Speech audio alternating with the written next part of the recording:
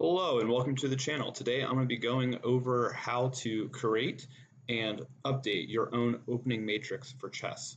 If you want a little bit more information about the concept or my background, I'll go into that later in this video and probably more in depth in a follow-up video. But basically, we're going to start by going to Learn, going to Study. Since I've already created this, I'm going to go to my public studies. If you wanted to create your own, you'd simply push this button right here to create a study. I've only created one for white right now. I'll probably update this and add more as we go on. But going into this, what we're going to use this for is to create an opening database essentially for ourselves based on games that we've played. So in here, I have this study and it's all openings for white, which I play d4 every single time. And then these over here are my variations. So you'll see, orientating yourself to the user face, we have the different chapters or variations in the line. We have the board itself in the middle. In this right-hand side, we have the moves that I've already logged, and then I'll continue to go, change, update, expand as I play more games and get more comfortable. Again, these are trying to reflect what I know in my head, what I understand, and what I'm comfortable with in order to allow me to play my openings better and to basically recall them during a game, and it makes it easier for me to play. We are going to have, usually I will use this to evaluate, turn the engine on, it's going to suggest the move, give the evaluation. Down here, we also have the ability to analyze our moves through seeing what other people play. So this is the master's database. It gives the move. When I highlight it, it's going to select the arrow on the left. It's going to show which percentage of this move was played from this position, how many times it was played, and then win, draw, win percentages for white and black. This is for the masters again. It's, let me see.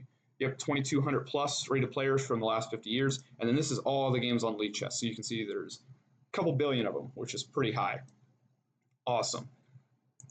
So getting into this, we'll go over briefly. This is something I've already built out. So from here, you'll see this is my lines for Queen's Gambit accepted, and then they play b5, which is why it's annotated like this. And then this is just how I'm going to play this, where I say, all right, I want to play e4, and I've only played one game against this so far. This is what he did. The computer didn't like that move, and that's what I'm going to capture.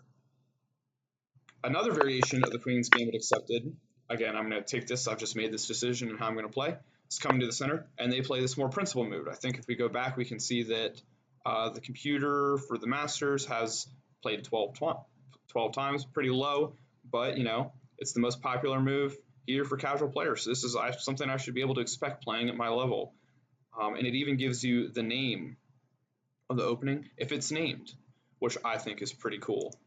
Anyway, as you can see, I have my lines built out, and then as we go through and play more games, you'll be able to add variations onto that. So here you can see in the Slav defense, as we go on, we get to this point in the Slav where I play my move. I'll generally play knight f3 in order to be able to castle quicker versus knight c3, pretty much in most positions unless there's some glaring reason not to. Again, I try to stick to the principle of control the center, develop the minor pieces, horses before the knights, and castle early.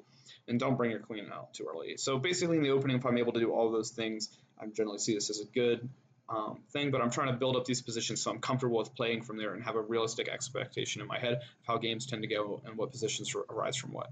But anyway, here we can see on the user face, right, we have this main response on the second part of move 3, or we have an alternate one, and it's shown on the board here. So this is the darker blue is this as it continues here, and this is an alternate. So I've played a game where I've seen both these moves played by my opponent. So if I go here, right, like I've played, I've already made a decision of what move I'm going to make. Now, usually where I stop is where the extent of my memory is. So in this game, I didn't play this move.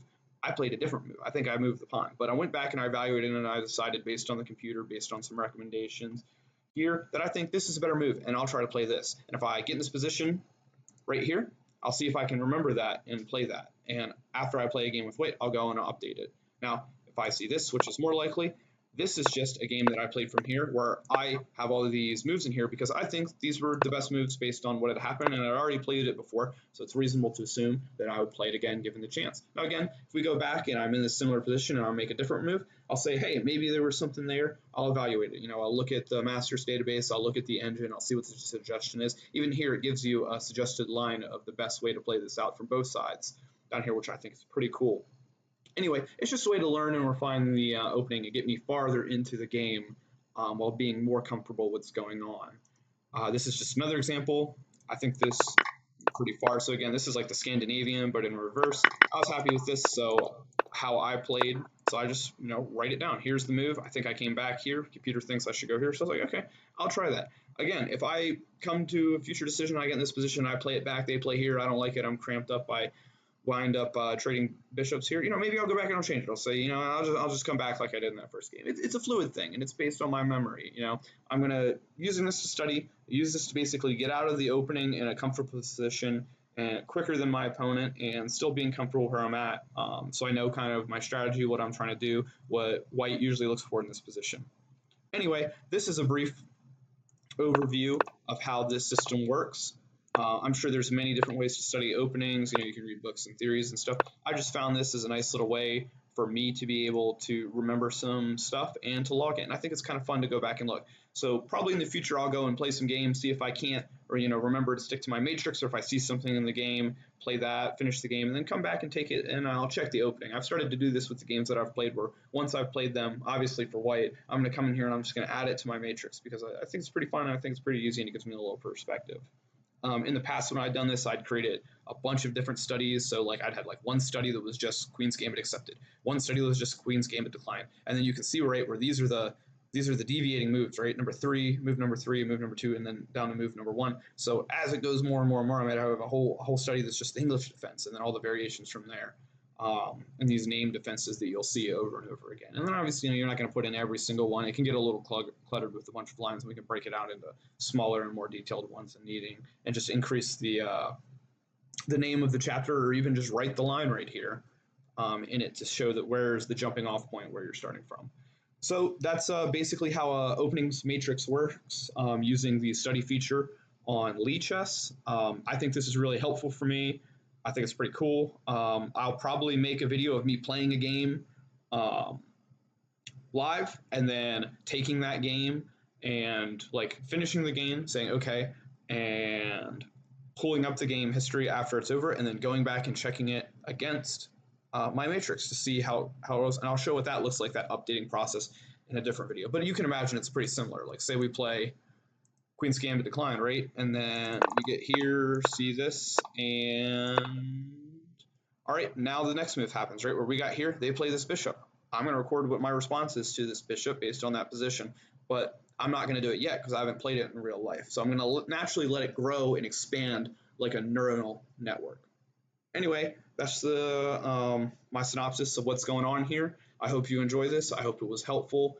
If you think this is entertaining, please let me know. If you want to see me run through a game and make an addition to it, please let me know. And then big shout out to my buddy Andy, who suggested that I make a video of this explaining this because he thought the idea was pretty cool. Me and him play chess all the time now. We recently started playing again after a while, but he's one of the people that I would play chess with all the time in person a couple years ago. And he was slightly better than me, so I think he would win about 80% of the time.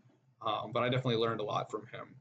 I had a lot of good times playing chess with him. Awesome. Well, thank you so much. Check out some other videos on the channel. When I started this YouTube channel, I was pretty bored, and I just put a bunch of videos up on chess because that's the only thing I was doing at the time. Yeah, awesome. Well, thanks for tuning in. Check it out. Check out my other channels. For Ocean Outdoor Services, I got a drone and landscaping channel. I like to do that. Big fan of YouTube. Love to share things that I'm passionate about, and I think it's fun making videos and sharing them with others. All right. Well, thanks you guys for watching, and see you later. Bye.